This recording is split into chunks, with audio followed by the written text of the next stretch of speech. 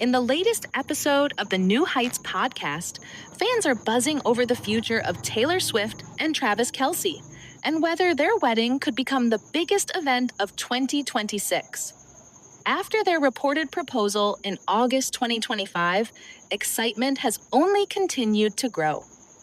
Taylor is currently focused on her music and upcoming projects, but she's already hinted that wedding planning is next on her list. And honestly, fans can't wait. There's already speculation about everything, from the wedding date to the dress designer. Big names like Stella McCartney and Sarah Burton are being mentioned, which only adds to the hype. And knowing Taylor's style, expectations are sky high.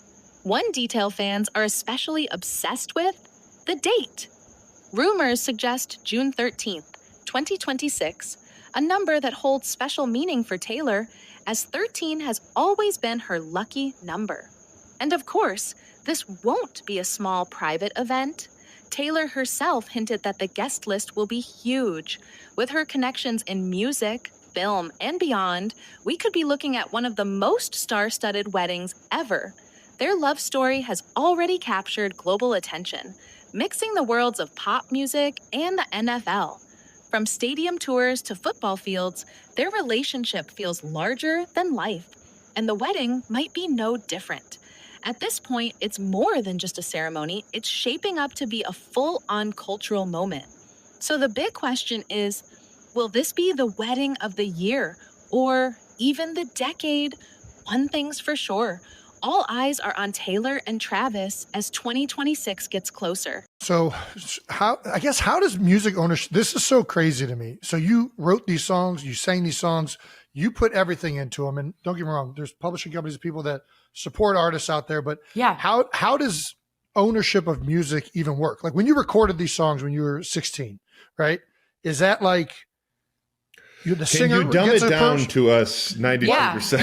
The singer gets a certain portion. The artist gets or the songwriter gets a certain portion, and then the publishing company gets a certain portion. Okay, so that's a great question, and there's two main categories that we're talking about here. Just asked. Go ahead. So master recordings is the actual recording. Yes, it's the actual vocal, band, production, mixing, mastering, that actual thing. Yes. Mine also included my album artwork, my music videos, everything that went along with any era of music that I had done for my first 6 albums. Got it. Every era. So then there's another category, which is publishing. Yes. I own my publishing, which is why, I have control over, if my song is used in a film, I wanted them to use Taylor's version instead of the original version, the songwriter, can decide that. Got it. Okay. And so It's like, Noted. I've always been very lucky because my publishing was protected. A lot of artists have their publishing sold away from them, or they sell their publishing, and and a lot of artists, it may not be important to them. It was always important for me. The publishing aspect of it has always been something I've had firmly in place, which is great because my songwriting is the core of why I do this, why I love it so much, and what I think has made anything happen in my career at all. Greatest songwriter of all time. That's very nice of you to say that. It's like, says her boyfriend. Says a lot of people. Basically, then you have the master recordings side of things. Now, this is a discussion that was not really brought up amongst the artist communities, especially not with fans. This was all kind of industry centric and kind of boring contract stuff that like fans were not speaking about. Sure. And so one thing that I think is really great that has come about because of this is that I have so many new artists come up to me now and say, hey, I didn't even know this was a thing. Yeah. And when I went to go and negotiate for my record deal, I negotiated to have my masters revert back to me after a certain amount of years, or that I own them outright. And it's not for everyone. Not everyone cares about this. Artist to artist, artists have different priorities. Some artists sell off all their masters because everyone's allowed to have their own priorities. What I wanted, though, is that if I were to put the information out about what I went through, at least it gets artists talking about this Yeah. to decide whether this is a priority for them, because you Right. can't know if it's a priority for you unless you know what has come before you and what has happened.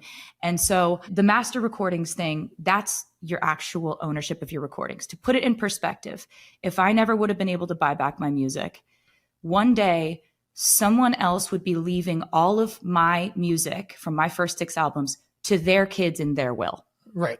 Yeah. And you think about it like that, it's like, I thought of it, I made it, I recorded it, I paid for most of those music videos.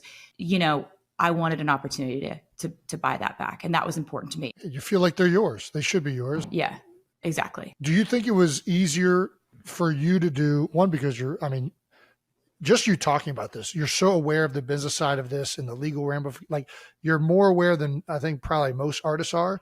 But being woman in the world, it's crazy. Being a songwriter, Says her boyfriend. Smartest woman in the world. Keep going. You being the songwriter, being the singer, owning the publishing rights, being able to re-record songs, that gave you leverage and able to make this move, right? Yes. Yeah. Yes. So that was it. And also, you know, in my contract, they didn't put a clause in that said I couldn't re-record because nobody was doing it and nobody thought that was a good idea. Right. So, and also like, who would be that stubborn? Like who would be that petty or glow stick, whatever. Like they would figure out ways to illuminate themselves. And it was insane to look out and see spontaneously thousands of these orbs just go up. And I'd just be like, I don't even know who organized this. Yeah. Was there a group text? How did you guys even do this? It was so cool. special. Yeah. It felt like we were all part of something together in a way that couldn't be planned. And there's, as much as I love and relish in planning, it was really fun that they would do things to sort of delight me every once in a while. They had little chants. They had all these traditions. By the end of the tour, it was like Rocky Horror Picture Show, where they have their own show. Literally. Right. It was, I remember being in Gelsenkirchen, Germany. And you know what? What did you just say? Gelsenkirchen? Love is him learning that. Yeah. That's a city? He came to Gelsenkirchen.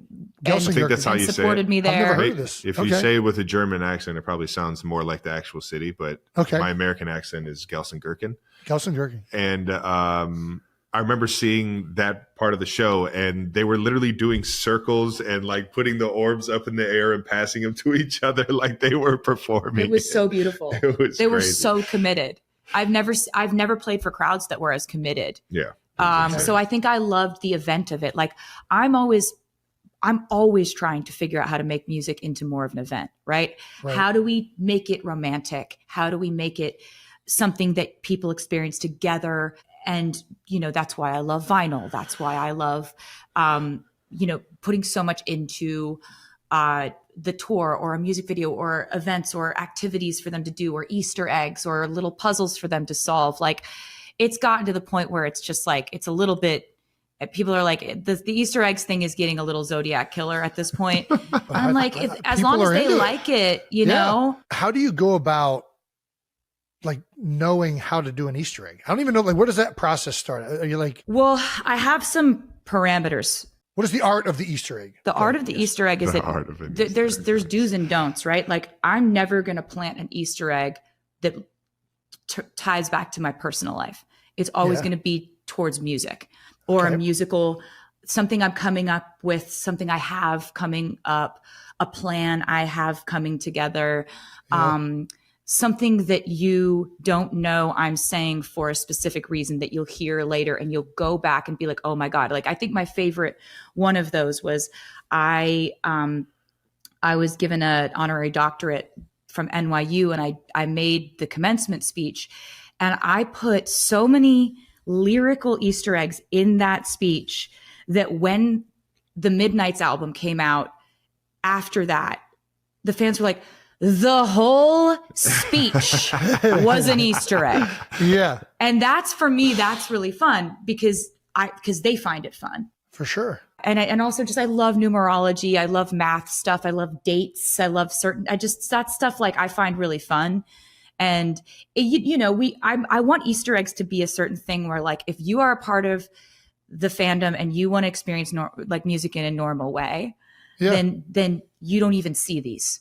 You don't even care what that thing is above that doorway, in under that dimly lit flickering light over there that's upside down backwards in Braille. You don't need to know what that is. I love this. Yeah. But if you want to look at that, but if you do, then it's there. Yeah. Do you know what I mean? Like if you know, if you're in the know, you know. Yeah. Oh yeah. Then you know. Let's talk about something I don't know. What is numerology? You threw that phrase out there like that's a comment. What is numerology? You don't know what numerology is, Jason? I'm assuming something with numbers.